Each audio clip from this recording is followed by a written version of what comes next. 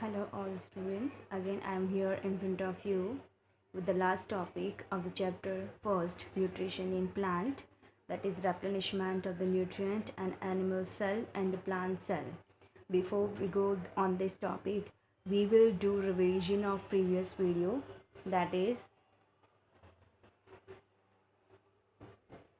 first is we have seen synthesis of food other than glucose. Glucose is having carbon, hydrogen and oxygen element. When this element react with any another element, it will form protein, fat, starch and vitamin. First we have seen in the form of starch. It can be stored in seeds, leaves and fruits and vegetable also. This is second, fat and as a food. This is stored in seeds and the seeds are called oil seeds.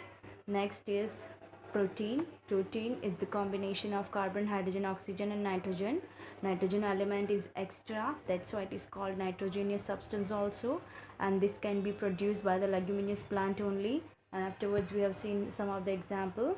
And then other modes of nutrition we have seen parasitic plants and saprophytic plants. Parasitic means they are living on or inside the plant, is other organism is called parasitic plant.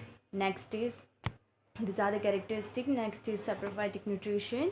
They are living on dead or decaying organism and they are getting the nutrient from the dead or decaying organism. Next is fungi. Some of the fungus are useful and some of the fungus are harmful. Now we will see the topic of this video.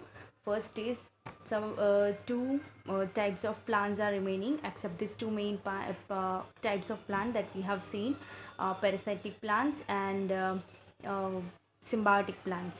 Now here we will see insectivorous plant. What is the meaning of insectivorous plant? This is the definition. Some green plants which obtain their food partially from insect are called insectivorous plants. Means they are having chlorophyll but they are not having nitrogen absorbing feature. So for to absorb nitrogen they are using insect to get the nitrogen.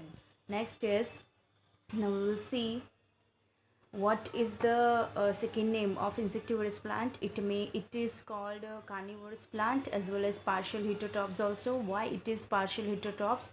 Because they are having chlorophyll, so they can do photosynthesis, but the nitrogen is not fulfilled by their own, so it has, for that reason they are depend on insect. That is why it is called carnivorous and as well as partial heterotrophs also.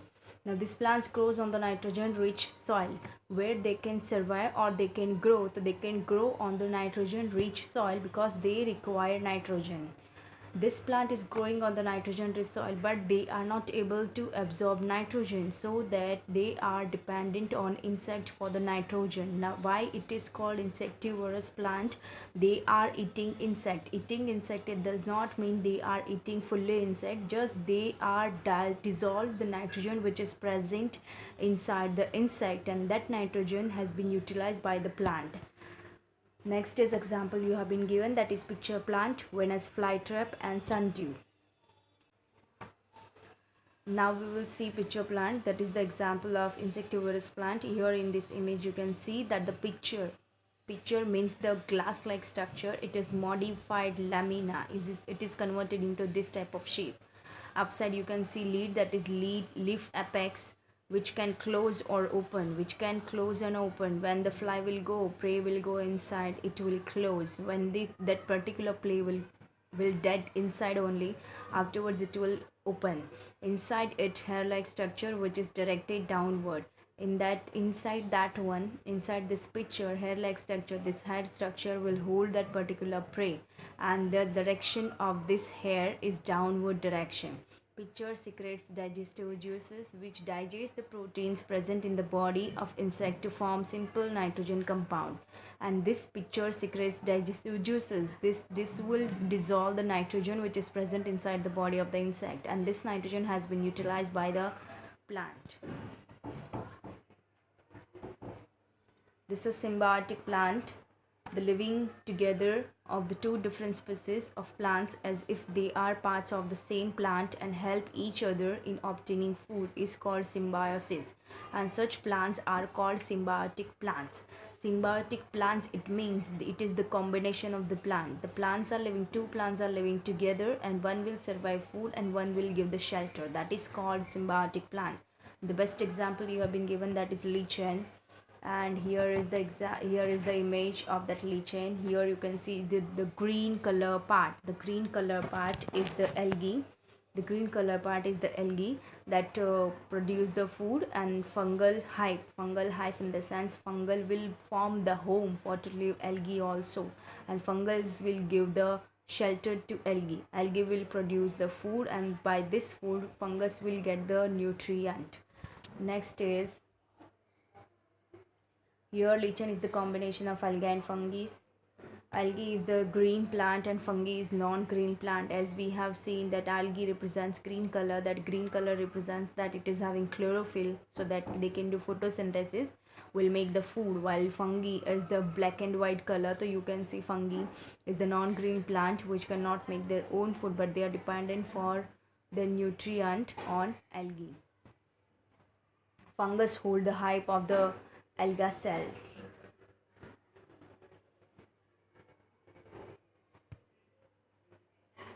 Now fungus absorbs minerals. What is the function of fungus and algae? Fungus absorbs minerals and nutrients from its surrounding, and alga is doing photosynthesis.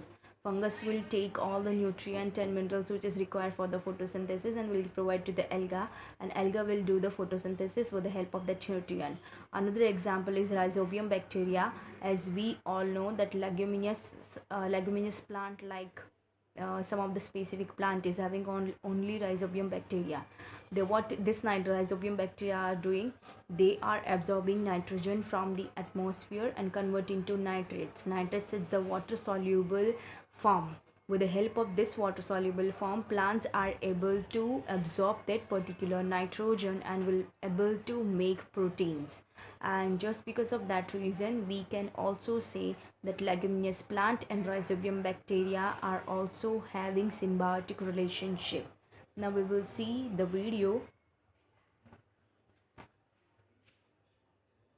This is symbiotic plants, that is lichen. This you can see in monsoon season especially, and rotted or decaying material also. These all are lichens, types of lichens. Symbiosis or symbiotic relationship also we can say.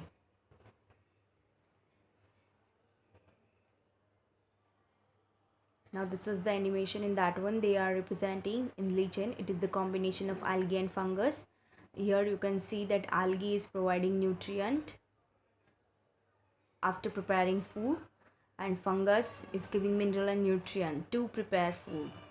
This is the combination of algae and fungi. It's called lichen. These are the example. These are the leguminous plant, gram plant and bean plant. Now these are the root nodules in which Rhizobium bacteria are present.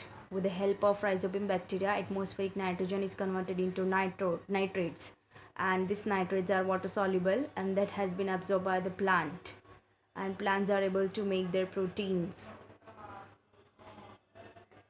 These are the root nodules, as you can see, and like this way we can say that leguminous plant and Rhizobium bacteria is also having symbiotic relationship.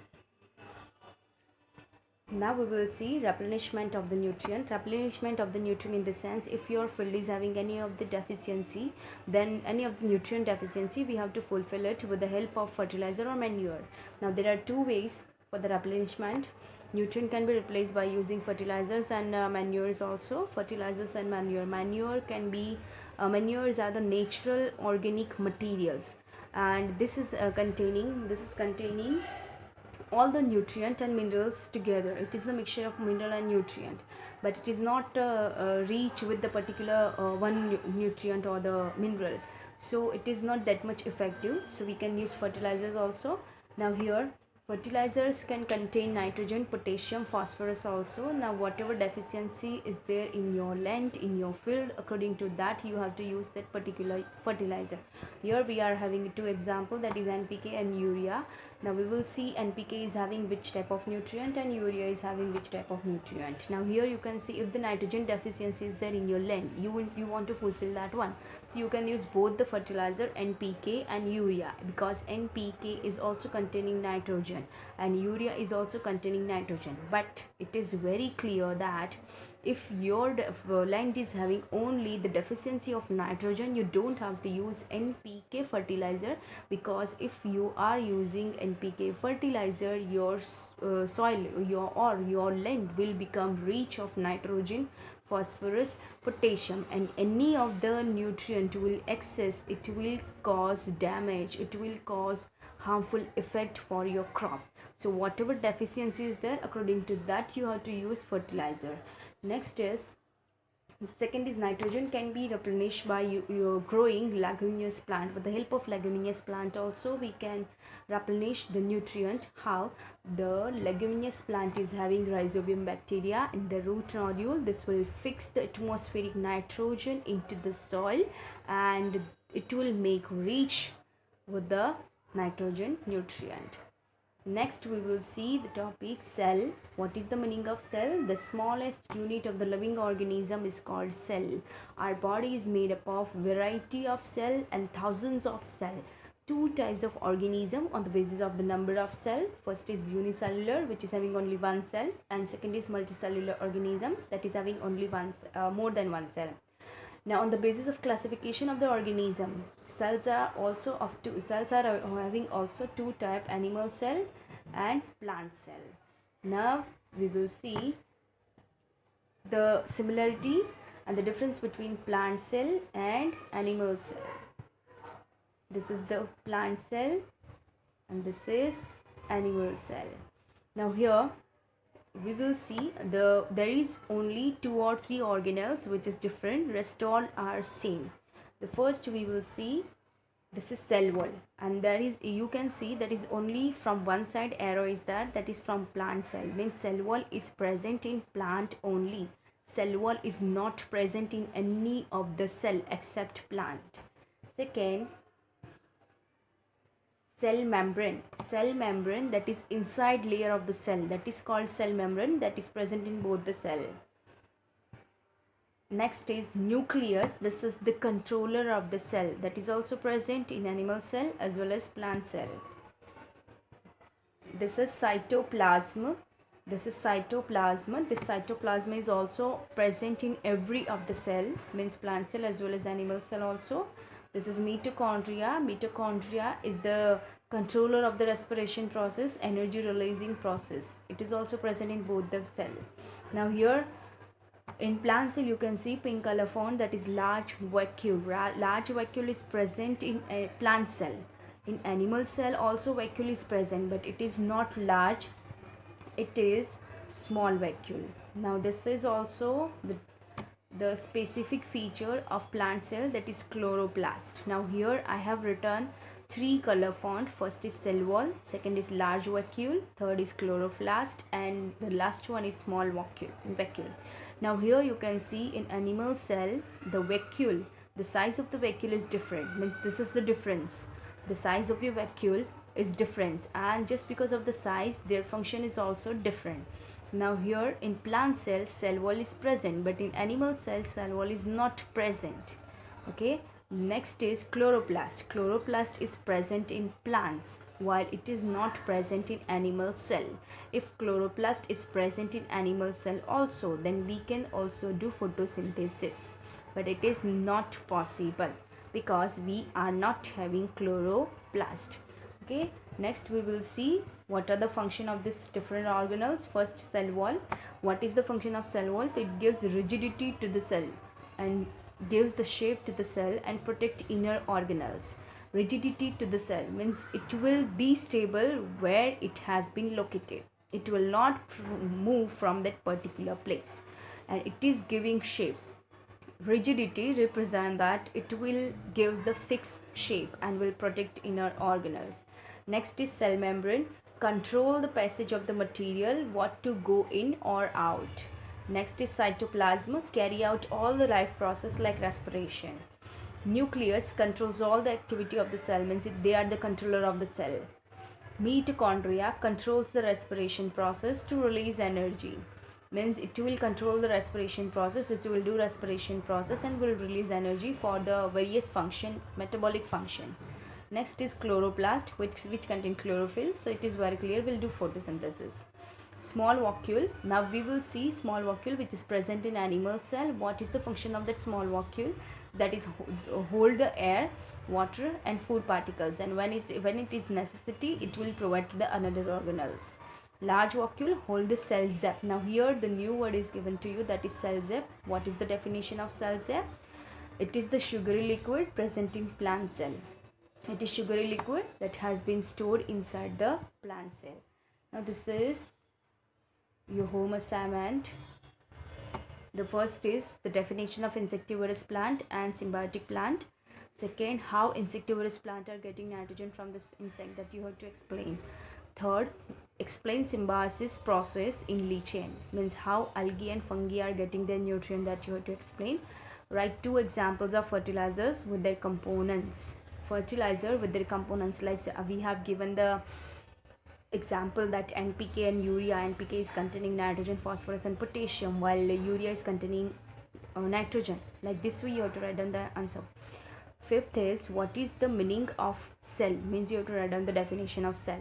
Sixth, function of all the organelles present in plant cell. And seventh, draw the diagram of animal cell and label it. This 6th and 7th question you have to write and you have to learn also, because this is the most important questions and it will